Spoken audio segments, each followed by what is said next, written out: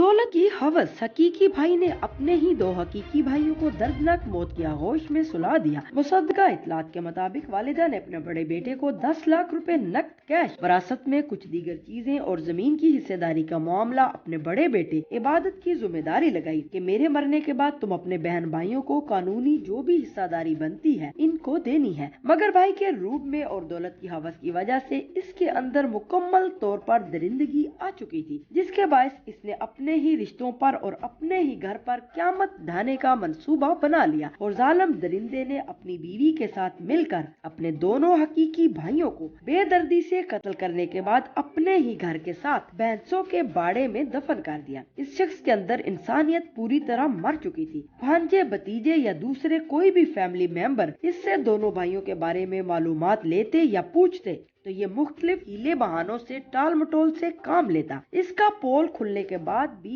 इस जालिम की दरिंदगी खत्म न हुई। अपनी बहनों और दीगर फैमिली मेंबरान को कहने लगा कि FIR दर्ज न करवाओ, मुझे सबके सामने कत्ल कर दो, मैं जालिम इंसान हूँ। इसने खुद को बचाने का नाकाम नाटक भी किया। पुलिस ने फौरी तौर पर FIR का इंदराज करके 20 दिन कबल बेदर्दी से कत्ल होने वाले मकतूलैन की नाशें जाए वकुआ से जमीन खोद कर निकालने के बाद पोस्टमार्टम के लिए अस्पताल अटक पहुंचा दी। ऐसे मुल्जमान को मुआशरे के लिए निशाने इबरत बनाना चाहिए जो चंद रुपए और जमीन की खातिर इंसानियत को भूलकर दरिंदगी की इंतहा को पहुंच जाती है।